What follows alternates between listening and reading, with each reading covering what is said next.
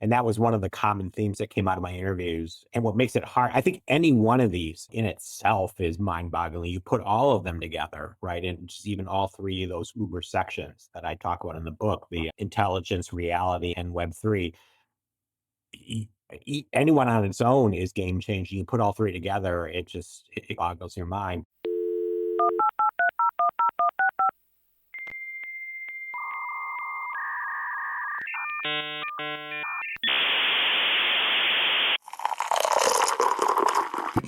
That's good.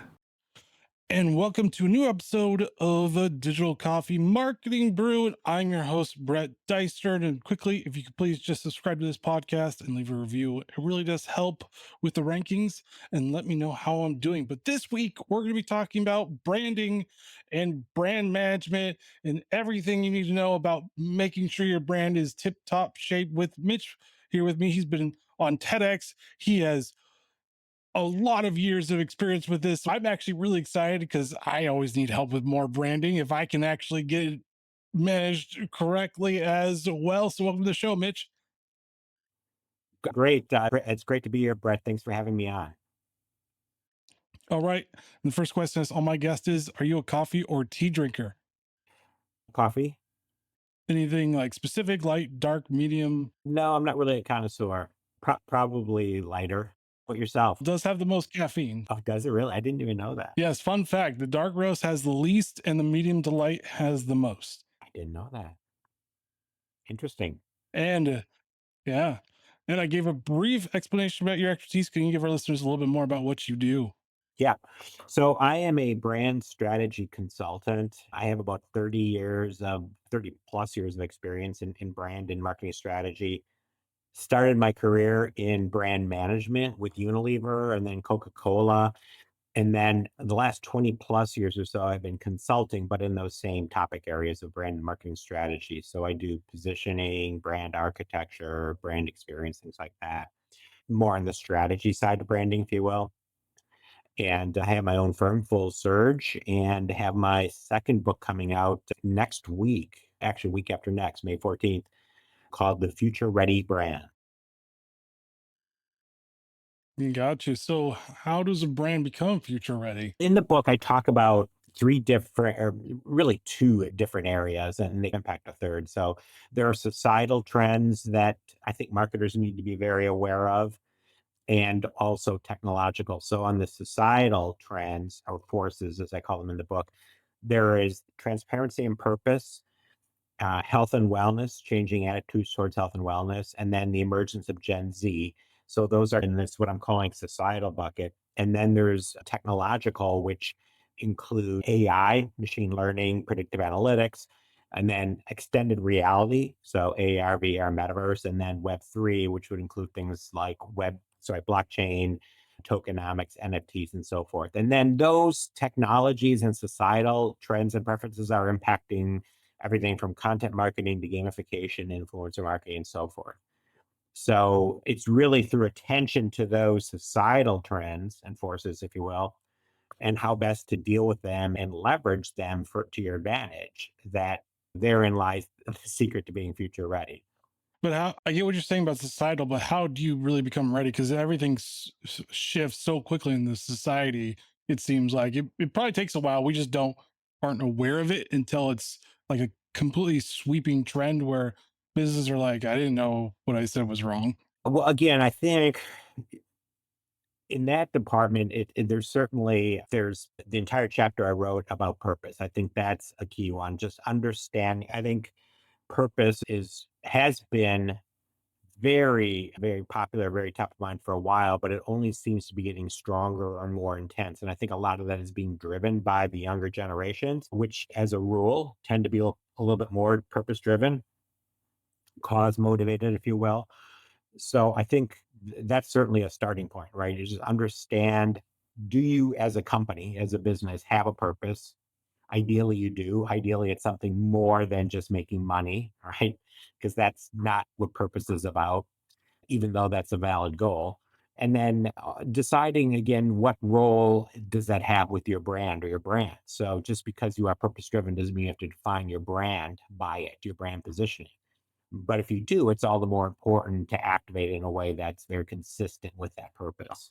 A little bit of pushback is just that younger generations, they're so fickle about their purpose that one day one is their purpose, the next day another one's their purpose. How do you define that balancing point? Because like I said, younger generations, I remember when I was younger, like everything swung so severely where I was like, I don't even know what I'm doing right now. Yeah, I understand what you're saying. I would argue if that's the case, it's not really a purpose as we're defining it. It might be a cause, it might be an interest, but purpose is something that's pretty deep seated. It's usually pretty ingrained in your DNA. And it's something that doesn't tend to change easily over time. I'm not saying it won't ever change and your purpose is your purpose for your whole life, but it's not something that kind of comes and goes. If it does, I would argue it's probably not a purpose in the truest sense. That's fair. And is there any other like emerging trends that you've seen in 2024 for managing your brand or making your brand future ready, as you said? Is there anything that marketers and PR pros should like really understand and utilize right now? Yeah, so I think a lot of those lie in that middle section of the book that I talked about under the emerging technologies. I think some of those emerging technologies, some aren't even emerging anymore. They're here, like AI, right? That's arrived. It probably arrived a little quicker than maybe we had thought. Some of the other technologies that I talk about in the book, the extended reality related ones and the Web3, I think are a little bit slower in developing, but certainly on the near horizon. So I think embracing those technologies, just understanding what their potential is for marketing. A lot of the CMOs that I spoke with, I thought made great points about, look, you don't need to become a data scientist, right? That's the last thing in the world you need to do, right? But you need to know, you need to befriend your CIO, right? And you need to understand what the potential is of these technologies and how they can be used in the field of marketing to achieve a competitive advantage. And a lot of them talked about, several of them, especially in B2B environments, about how these technologies can help really elevate the entire stature of the marketing function and elevate the role of the CMO in the C suite, which I think is pretty powerful, especially AI. Gotcha. I would almost postulate that Web3 is actually AI and the blockchain more than it is NFTs and crypto. I think crypto and NFTs are part of it, but I think Web3 is really going to be AI and the blockchain specifically because those are more disruptive things that we've seen. AI is everywhere. Everybody's trying to use it. Everybody's trying to figure it out. Heck, I've gotten 2 classes just to figure out how to use it well. Yeah, I agree. I think a lot of this is just definitional, but some of the CMOs I spoke with talked about how and I think it's simplistic and maybe not 100% accurate, but almost like the Web3 is the back end, if you will. It is the foundation or the scaffolding, if you will, and the extended reality in the metaverse is the front end, the experiential, how we as consumers or website visitors or what have you experience a lot of that technology. But Web3 is, I think, huge, right? It really has very profound implications for how data is going to be used in the future in terms of privacy and data ownership, and therefore really reshape the relationship that companies and brands have with consumers. Right, it's going to be a much more direct model. They talk a lot about it eliminating the intermediary, right, which today are like Google and Facebook and Amazon. Do you think that there's going to be other intermediaries we don't know about yet? Because right now we know of Meta, Google, and Amazon, but there could be other ones emerging that we just don't know yet because there's 50 different like AI things you could use. I've got 4 or 5 that I use for my podcasting stuff alone. So could there be emerging like intermediaries that we just don't know about yet? Yes, and yeah, it could be. Notion is that, or the theory is that Web3 will eliminate the need for intermediaries, right? So kind of relieve the need for Google or Facebook, for instance, to serve in that role, right? And where they hold all the data and you're accessing through their accounts and so forth. Some experts say that there'll just be other metaverse slash Web3 intermediaries stepping in. That's not the idea, right? I think the idea, at least in theory, is that blockchain technology relieves the need for that and allows for a more direct one-on-one and private and secure relationship, right? Where consumers are going to feel comfortable handing over their data to those who they want to have it and not to those they don't, and not having to have a broker, if you will.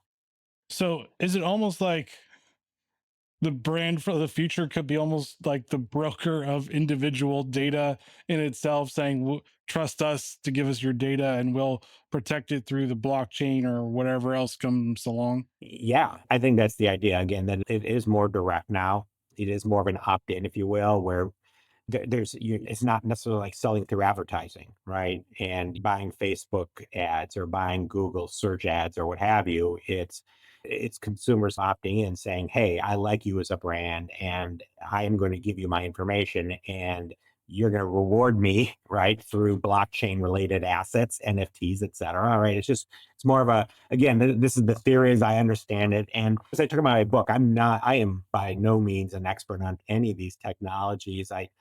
I speak to them from a brand and marketing perspective and largely through third hand, right? I talk to marketers.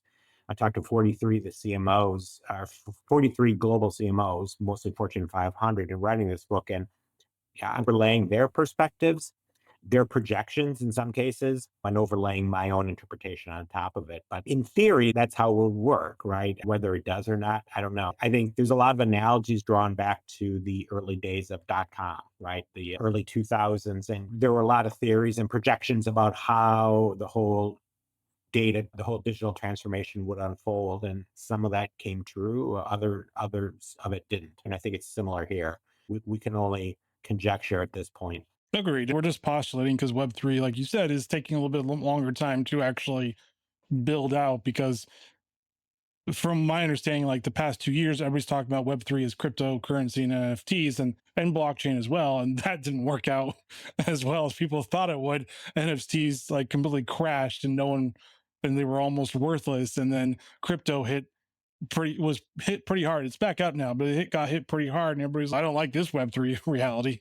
Yeah, and I think it does. It really, you have to get into the finer details. There's cryptocurrency, right? And then there are like NFTs more broadly, which are digital assets. And then there's the notion, at least as I understand it, as the primary market and then secondary markets. And the primary, I think that's certainly where brands are and companies are rewarding consumers directly. And I think that has the potential to have stickiness. I think when you start getting into secondary markets for NFT assets and you start getting into cryptocurrency, that's where a lot of the skepticism and the questions and where I think things could very easily go wrong. But again, just opinion of one.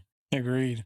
And how do marketers like manage their brands right now? Because you said societal changes, but also technology changes. I feel like we're in an inflection point right now because of AI, because of Gen Z emerging as more adults, they're in college and everything. So, how do they manage this inflection point? Because it's massive changes and it's hard for one person to keep up a lot of times. It's incredibly difficult. And that was one of the common themes that came out of my interviews. And what makes it hard, I think any one of these in itself is mind boggling. You put all of them together, and just even all three of those Uber sections that I talk about in the book, the intelligence, reality, and Web3, anyone on its own is game changing. You put all three together, it boggles your mind. But the advice I was hearing, and basically the plan that I think a lot of the CMOs I spoke with are following. So there's a spectrum, right? Some are much more advanced. I think some of the European CMOs I spoke with are just, if I were to generalize, are a little bit further along the technology path than their US counterparts. But one common theme I think is dabble, right? Test and learn, experiment. Don't just sit on the sidelines and wait, right? It's very tempting to say, you know what? There's just a lot of uncertainty. I'm going to wait and see how this all shakes out. I'm going to wait and see how this technology evolves or doesn't evolve. I'm going to wait and see which metaverse platform is the winner, if there is, in fact, one single winner. And that's probably not the best way to go. You have to jump in cautiously and wisely, right? Don't be careless, but the CMOs I'm talking about, even the ones that aren't quite as far along in the learning curve, they're doing something, right? And they're testing and learning, even if it's on a small scale. because they think that they will. They're not behind the learning curve now. It's not a disadvantage for them now, but if they wait too long on the sidelines, they will be sooner than later. So I think that's some of the advice that I got and that they're following and that I would convey to you is just, and it's, some of these, especially the AI ones, the barrier to entry is so low, right? The technology very accessible, very inexpensive. Most of it, especially the generative AI, but really all AI, especially ones that aren't necessarily custom or proprietary, those are things that you could be doing today and understanding what their capabilities are, what sort of advantages do they offer a brand. I've tested out Gronk, which is Twitter's own thing, or X. I've tested out Perplexity, which is actually pretty good for researching. Claude actually has some pretty good prompts that they've put on their own website. And then obviously Chat GPT I've tested out as well. We talked about the metaverse, but you ask any gamer, we're not gamers are not on board with the metaverse right now. We shy away from it. We're like, nah, this is we don't really like this too much. VR is trying to catch hold, but it's still not there yet. So would you say that for marketers, testing out AI would probably be the first step, and then wait and see for the metaverse to like figure it all out? Because if gamers aren't on board on the virtual world, it's not going to catch on quite yet. So a couple things. I think in general, yes. I think the priority by far and away is AI over metaverse, let's say. First of all, I think they both obviously have a lot of potential, but I think the AI's potential to disrupt in a positive way is far greater, certainly at this point. If you're only going to look at one of those two now and you're not doing either, I would say certainly AI. But even regarding metaverse, what I learned through some of my discussions, at least, is just let's tease apart some of these definitions, right? There's the metaverse, which is a place and a concept, and then there's the extended realities, right, which are the tools, right, and the enabling technologies. And there's a lot of cases where things like virtual reality that are very often associated with the metaverse, they have application outside of metaverse. The augmented reality is being used today very heavily in a lot of different environments, not the least of which retail, right? Overlaying technology onto physical environments. Again, that's not metaverse. And then the other thing I would say about, so there's that point. And then the other thing about metaverse is, and some of the CMOs called it, I'm not sure how universal this term is, but they refer to it as they're in Web 2.5, right? Between Web 2 and 3. And what that is, it's like an Oculus metaverse, right? That there's advantages to having a presence in the metaverse, even if it's not the fully immersive virtual reality experience. So and they're in there, right? In that way. So it's just not an easy answer, right? There's different variations at different degrees to embracing the technology. And it's not an all or nothing. It's not a one size fits all. Yeah, I would agree. I think I mean, we talk about the metaverse, but also Epic is building their own through Fortnite with virtual concerts. I think that has a bigger disruption inflection point than metaverse right now, because I think I think a few weeks ago I saw Billie Eilish is going to have a character on there. Kiss is going to be doing their virtual conferences. They have Lego now. They just announced, I think today, Lego Star Wars is going to be a part of it. So I think there are different ones. You have Metaverse, you have Epic's own thing, Steam, Valve, which is a big gaming distribution. It's like the biggest one. They have their own VR type thing. But I do agree with you that the AR section of it, which I always like more, is what we should be looking at more, because you have Apple Vision Pro, but that's still too expensive. It's $3,500. I don't know how many people have $3,500 to just throw down, and it looks weird when you see people in public use it because you're like, I don't know about this type of a thing. We say for like marketers to test out AR first and then let VR or whatever virtual worlds play themselves out, because I don't see really like an emergence of. I see a few companies doing it, but I don't see a leader quite yet. I think it potentially, I think it really depends on first and foremost, the nature of your business, right? Are you B2B? Are you B2C? Regardless, how experiential or how immersive does the experience need to be or can be? I think those have implications. What are your competitors doing? So I don't think there's one answer to that question. Maybe as a generalization, you could be right. And I think even the virtual reality and the metaverse, as much as we think about that, a lot of times that's synonymous with gamers, as you referenced earlier. But I talked to a lot of B2B client or CMOs, including in professional services, right? You can't really get further away from a quote unquote gamer. And they're talking about how they believe virtual reality will impact their business. And they could envision conducting business in a hybrid virtual and real world, right, where they're conducting meetings and some people are live and some are virtual, and yet it's almost impossible to distinguish between the two. I know it's hard to get your head around, but this is what they're talking about, and this is not gaming, right? This is everyday real world business and commerce. So that's what I said. It's really hard to give a blanket answer to that. It's really more about what's most appropriate for your industry and what suits your company and your goals. Agreed. I think I Google had something for virtual conferences that made you look 3D. The technology seemed like it was progressing and you didn't have to have as much of their expensive stuff to actually make it work, but you still had to have a very specific like webcam to make yourself look 3D or like in the room. So I agree with you that there's some aspects of, I guess, the virtual world or metaverse or whatever that is very applicable can be used for businesses. Apparently, I can't say that word, but can be used for businesses like that, like teleconferencing, making you feel like you're in the room instead of a flat screen like we're in right now. Yes, and I had an interesting conversation with financial services, a banking CMO, and we were talking about metaverse and why would you ever need to be in a metaverse, and why would anybody ever want to conduct banking transactions with an avatar? And she said, think about this. Think about somebody who is looking to apply for a loan, right? And they're a minority, a person of color, what have you, and they're concerned that they're going to be discriminated against. And all of a sudden, they have an avatar, right, which doesn't necessarily give away their aspects of their identity that they'd rather not reveal. All of a sudden, you're just saying, "Yeah, wow, I never really thought about that."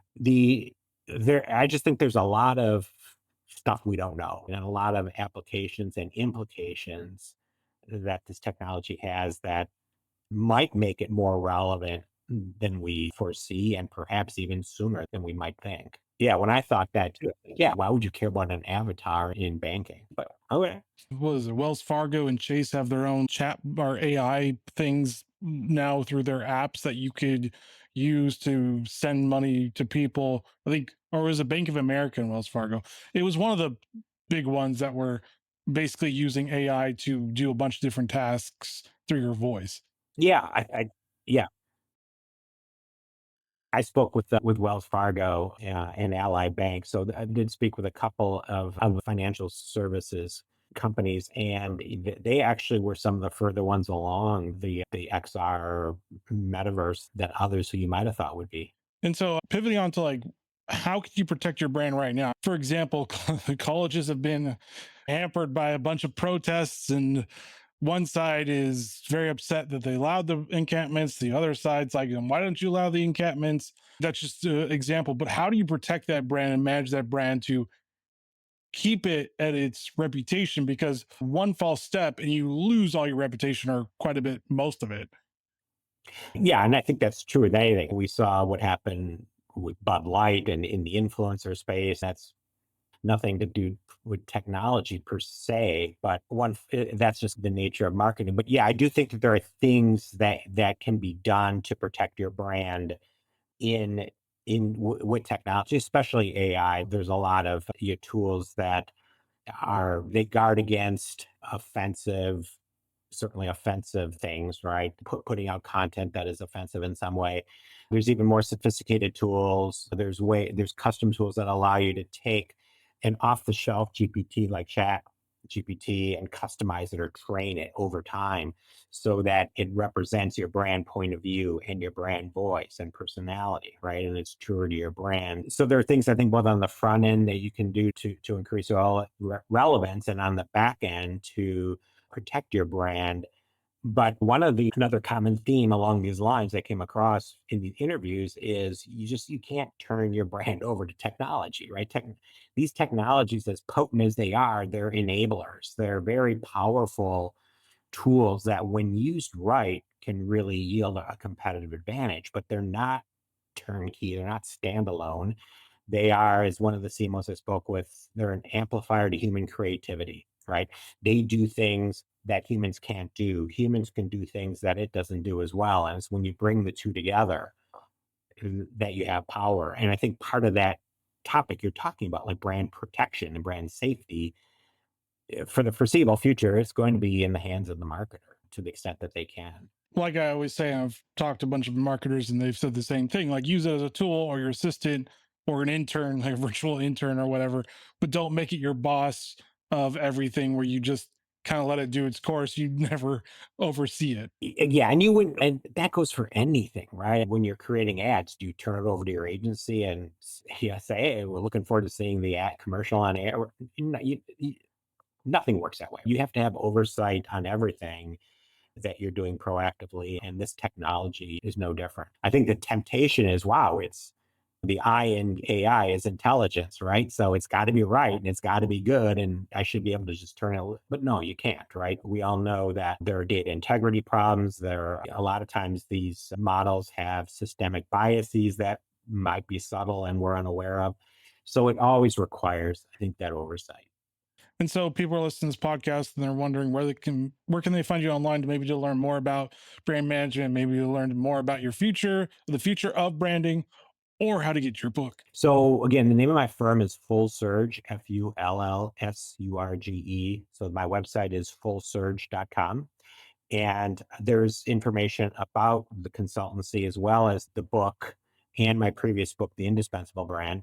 Both of them are on my website, and then also available on Amazon and virtually all other retailers. All right. Any final thoughts for listeners? I think just have fun, just suspend disbelief. And like the CMOs were telling me that they're doing, and I mentioned earlier, is just experiment, right? I mean, you go in eyes wide open, go in, certainly don't be careless and make foolish decisions that can't be reversed, but you have to start playing with some of these technologies and seeing what potential they have and how they can impact your job and your business and your brands.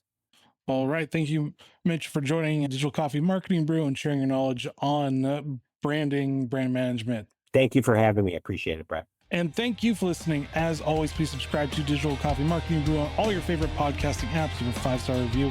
Really just help with the rankings. Let us know how we're doing. And join me next week as I talk to another great thought leader in the PR industry. All right, guys, stay safe. Get to understanding how you can future-proof your brand and manage your brand. And see you next week. Later.